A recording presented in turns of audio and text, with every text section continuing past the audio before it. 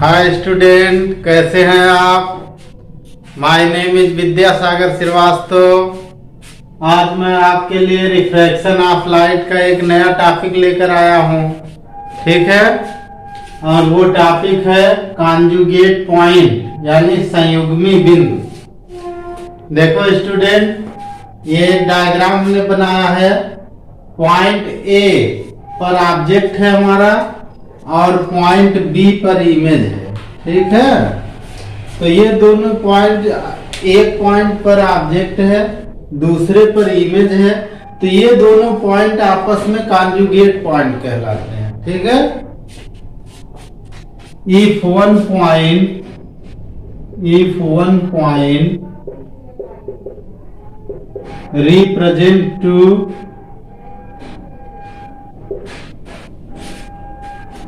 represent to object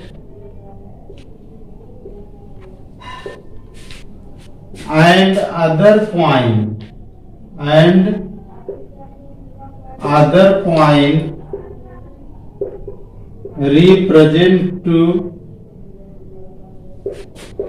to its image,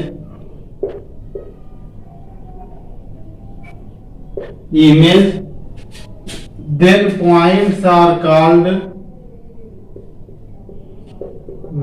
points are called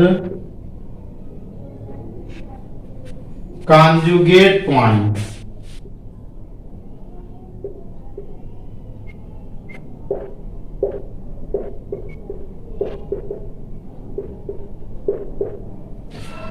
Okay student, if one point represent to object and other point represent to its image, then points are called conjugate point, ठीक है। यदि एक बिंदु वस्तु को व्यक्त करता है और दूसरा बिंदु उसके प्रतिबिंब को व्यक्त करता है, तो यह दोनों बिंदु आपस में कॉन्जुगेट पॉइंट होते हैं, संयुग्मी बिंदु कहलाते हैं। यानी एक बिंदु पर अगर ऑब्जेक्ट है, दूसरे बिंदु पर उसी की इमेज है, तो ये दोनों बिंदु क्या कहलाएंगे? संयुग्मी बिंदु कहलाएंगे, ठीक है। यदि एक बिंदु पर वस्तु और दूसरे बिंदु पर उसी का प्रतिबिंब हो, तो इन दोनों बिंदुओं को संयुग्मी बिंदु कहते हैं, ठीक है। अब हम लोग एक नया टॉपिक देखेंगे स्टूडेंट, डिस्प्लेसमेंट मेथड, विस्थापन विधि।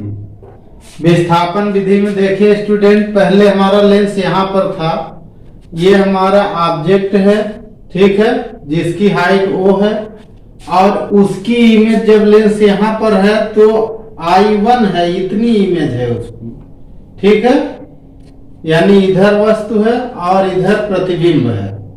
अब हमने क्या किया, लेंस को विस्थापित कर दिया। देखो यहाँ से हमने दो रे लिया था, पहले एक रे ऐसे आई थी, ऐसे चली गई, यहाँ पर मिली, और दूसरी रे यहाँ से इसके ऑप्टिकल सेंटर से लेते हैं और वो ऐसे आते हुए इस बिंदु पर मिल जाती है, ठीक है। अब देखो स्टूडेंट, हमने क्या किया, इस लेंस को डिस्प्लेस कर दिया कितना, स्मॉल डी, ठीक है। जब हमने इसको स्मॉल डी डिस्प्लेस कर दिया, अब स्टार्टिंग पॉइंट में यहां से यहां तक की डिस्टेंस हमारी u थी, ठीक है, और यहां से यहां तक की डिस्टेंस हमारी v थी, ठीक है। अब जब हमने इसको डिस्प्लेस किया तो एक रे देखो स्टूडेंट यहां से चलकर ऐसे आती है और लेंस से फिर रिफ्रैक्ट होती है, और दूसरी ये रे हम लोग लेते हैं जो हमारी रे अब इसके ऑप्टिकल सेंटर अब यहाँ हो गया, इससे होकर आगे बढ़ती है और इसका इमेज उसी पॉइंट पर बनता है I2 पर, ठीक है। जब ये I2 पर बनता है, लेंस इस सरफेस के पास आ जाता है, तब लेंस की यहाँ से जो डिस्टेंस होती है वो u हो जाती है और इधर की डिस्टेंस v हो जाती है, ठीक है। ये डिस्टेंस v हो जाती है, ठीक है। अब देखो पॉइंट ए और पॉइंट बी की जो टोटल डिस्टेंस होती है इसको हम लोग ए लेते हैं, इस पॉइंट से लेकर यहाँ तक की डिस्टेंस स्मॉल ए लेते हैं।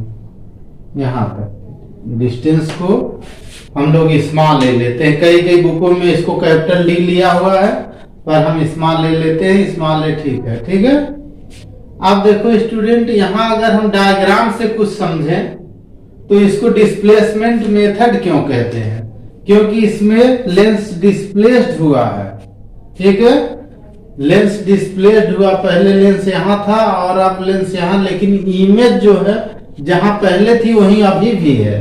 तो इमेज और ऑब्जेक्ट में कोई चेंजिंग नहीं करते हैं डिस्प्लेसमेंट मेथड में। इसमें हम लोग लेंस को डिस्प्लेस करते हैं, और लेंस को जब डिस्प्लेस करते हैं तो यहाँ दो रिलेशन हमें दिख रहा है स्टूडेंट, u और v के बीच में, ठीक है। तो इसको हम अगर देखें डायग्राम से, फ्रॉम द डायग्राम,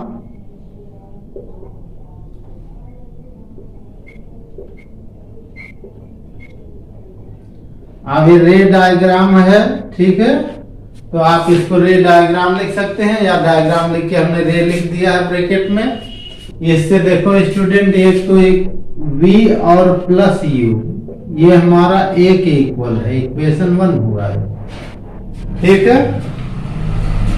दूसरा पॉइंट देखो स्टूडेंट कि ये जो डिस्प्लेसमेंट d है, यहाँ देखो, आप यहाँ से केवल इधर देखो, इस साइड में देखो, और चाहे यहाँ से केवल इस साइड में देखो। तो यहाँ से देखो, यहाँ से ये v है और इधर का u है, तो बीच का d है। इसका मतलब v प्लस u और प्लस d मिलकर v के इक्वल होंगे। तो हम लिख सकते हैं इसको कि v minus u is equal to D लिख सकते हैं, ठीक है।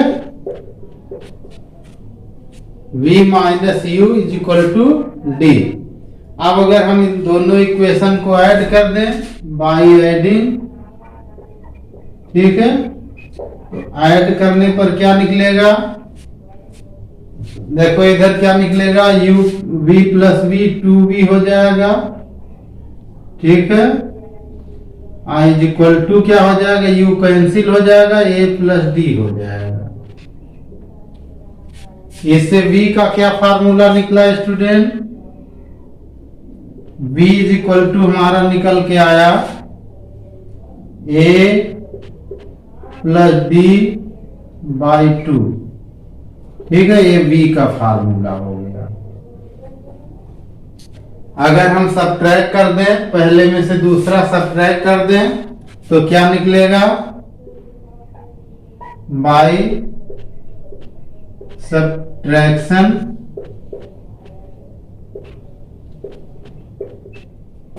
बाई सब्ट्रैक्शन 1 एंड 2, ठीक। 1 में से 2 को माइनस करेंगे, बाई सब्ट्रैक्शन ऑफ 2 फ्रॉम 1, ठीक है। जब माइनस करेंगे तो v माइनस होके कैंसिल हो जाएगा, माइनस माइनस प्लस हो जाएगा, तो u प्लस मिलकर 2u हो जाएगा। इज इक्वल टू, माइनस कर रहे हैं तो a माइनस डी हो जाएगा। इससे u का फार्मूला आ जाएगा a माइनस डी बाई 2, ठीक है। अब स्टूडेंट हम लोग जानते हैं कि formula for focal length of the lens 1 upon F is equal to 1 upon V minus 1 upon U. अब देखो स्टूडेंट, इसमें u और v की वैल्यू यहां से हम पुट कर देंगे, तो वैल्यू पुट कर देंगे तो 1 upon v 1 upon f is equal to 1 upon v की जगह आ जाएगा 2 अपॉन v की जगह a प्लस डी बाई 2 रखेंगे तो 2 ऊपर हो जाएगा, 2 upon a plus D minus. अब देखो स्टूडेंट, u को जब भी हम लोग लेते हैं तो u को हमेशा निगेटिव लेते हैं, तो जब इसकी वैल्यू प्लेस करेंगे तो ये निगेटिव के साथ प्लेस होगा, तो निगेटिव के साथ आएगा तो माइनस माइनस यहाँ प्लस हो जाएगा, और 2 अपॉन a माइनस डी हो जाएगा, ठीक है। अब हम लोग क्या करेंगे, इसका एलसीएम ले लेंगे, तो एलसीएम लेने पर आ जाएगा 1/f is equal to LCM हमारा आ जाएगा a plus d a minus d is equal to A square minus D square आ जाएगा, a square minus D square आ जाएगा। ठीक है, अब ऊपर इस साइड में आएगा 2 ए माइनस डी आएगा plus 2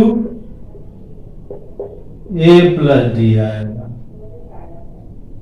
is equal to bracket open कर दें 2a minus 2d plus 2a plus 2d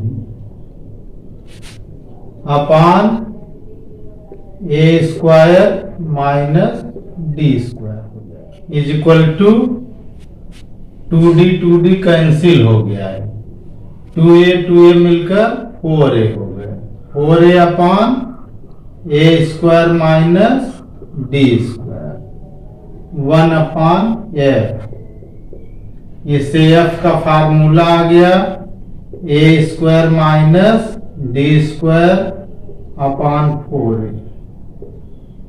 इससे हम फोकल लेंथ कैलकुलेट कर सकते हैं, किसकी? कॉन्वेक्स लेंस की। ये फार्मूला केवल कॉन्वेक्स लेंस के लिए यूज होगा। ठीक है student,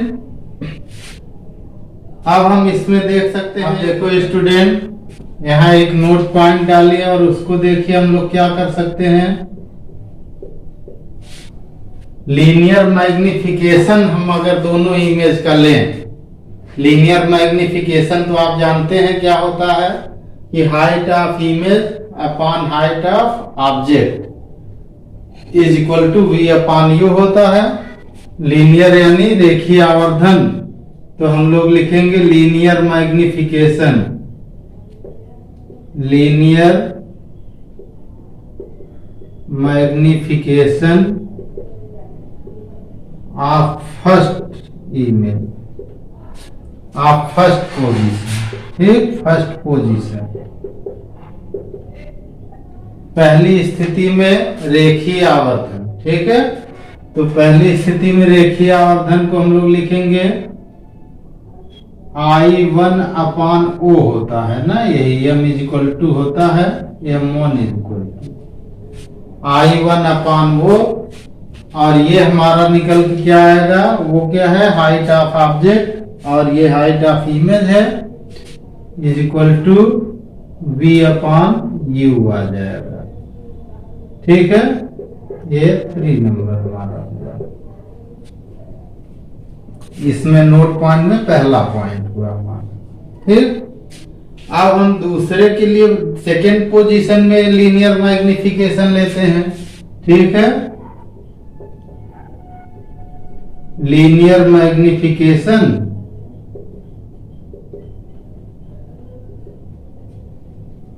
of second position.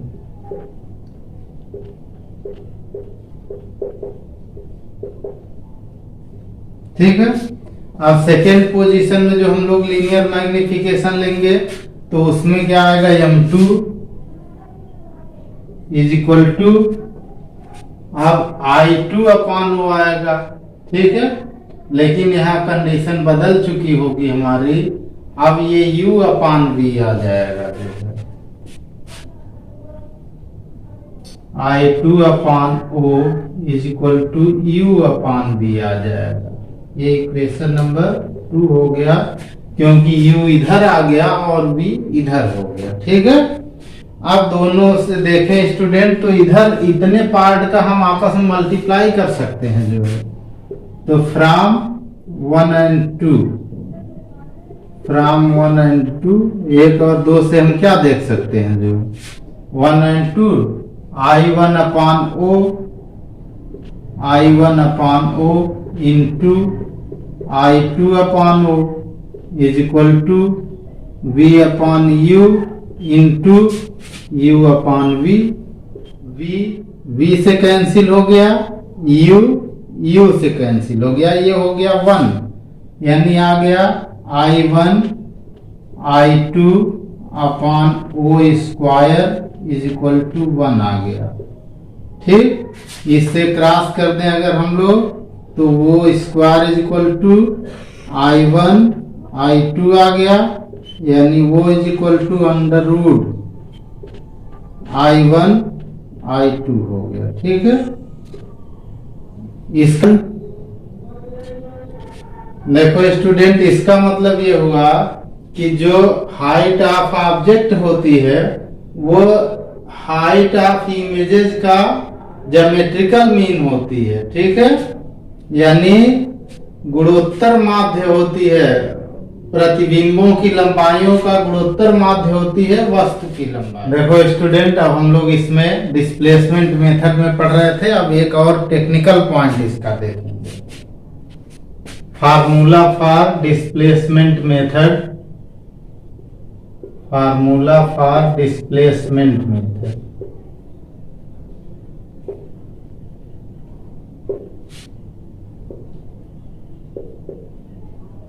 Method F is equal to A square minus D square upon 4। देखो स्टूडेंट, इसमें ए क्या है? ए है distance between image and object, D क्या है? Displacement of the lenses. ठीक, यानी एफ क्या है? Focal length of convex lens. ये फार्मूला केवल उत्तल लेंस के लिए है। ए क्या है? वस्तु और प्रतिबिंब के बीच की दूरी, पोजीशन उनकी जहां होगी। डी क्या है? लेंस की दोनों स्थितियों के बीच की दूरी है। अब इस फार्मूले से हम एक चीज और बना सकते हैं स्टूडेंट, क्रॉस अगर मल्टीप्लाई कर दें, ध्यान से देखिए, तो a square minus D square is equal to 4AF हुआ। ठीक है, इसका मतलब ये हुआ कि ए स्क्वायर में से कुछ माइनस हो रहा है तब 4AF आ रहा है, डी स्क्वायर को माइनस करने पर 4AF आ रहा है। तो हम इसको ऐसे कह सकते हैं कि a square is greater than 4AF।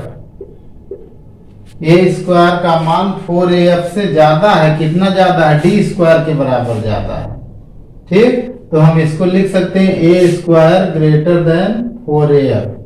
ठीक है, अब देखो स्टूडेंट, अगर डी 0 हो जाए, अगर मान लीजिए डी 0 हो जाए, ठीक है, if d is equal to 0 है, तब तो हमारा क्या आ जाएगा? A square is equal to 4AF आ जाएगा।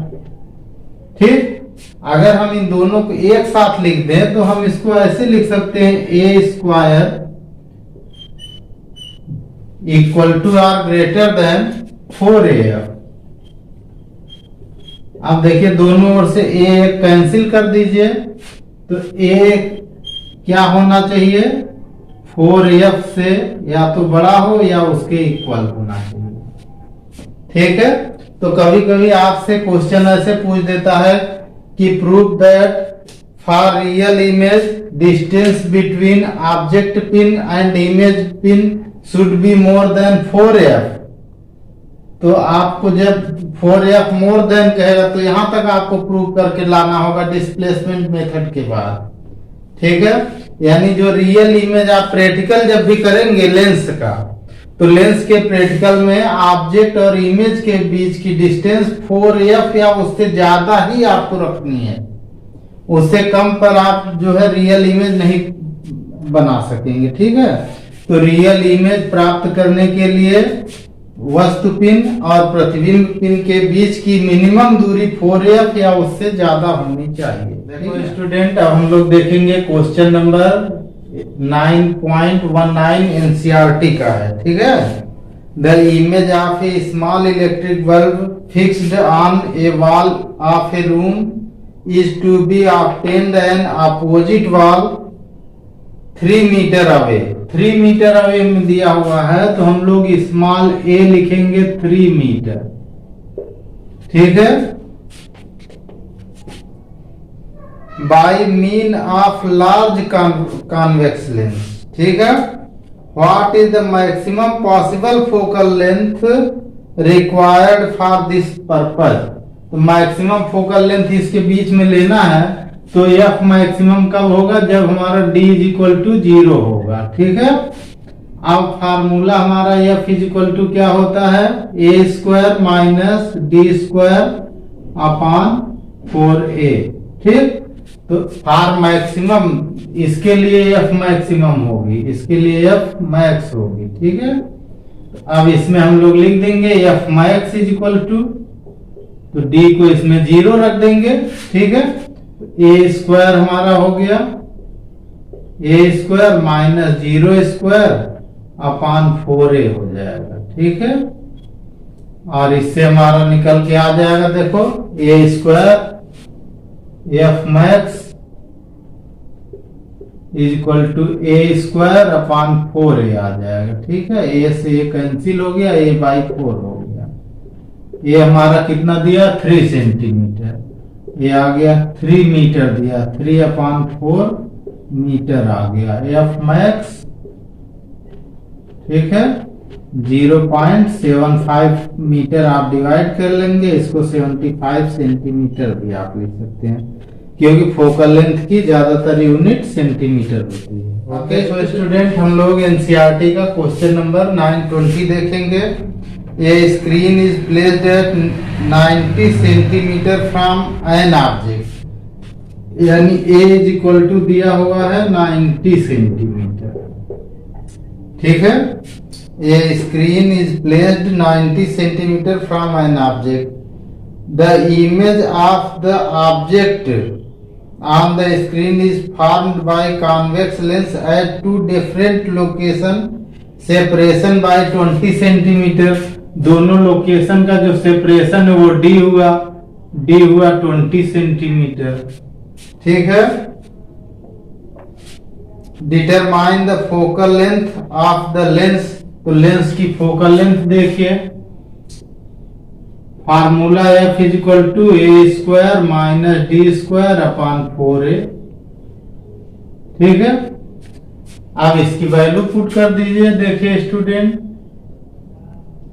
F is equal to a हमारा कितना 90 स्क्वायर माइनस डी कितना है 20 स्क्वायर अपान 4 इंटू 90 हो गया, ठीक। ऊपर 90 का स्क्वायर 8100 हुआ और माइनस 20 का स्क्वायर 400 हुआ अपान 360 हुआ। ऊपर माइनस कर दीजिए, माइनस करेंगे तो 0 हो गया और 11 माइनस 4 का 7 हो गया, ठीक। और ये भी हो गया 7 अपान 3600, ठीक है। अब इसको आप डिवाइड करेंगे तो स्टूडेंट कितना आ जाएगा 21.4 सेंटीमीटर, ठीक है। एफ इज इक्वल टू आप डिवाइड करके चेक कर लीजिएगा 21.4 सेंटीमीटर, ओके।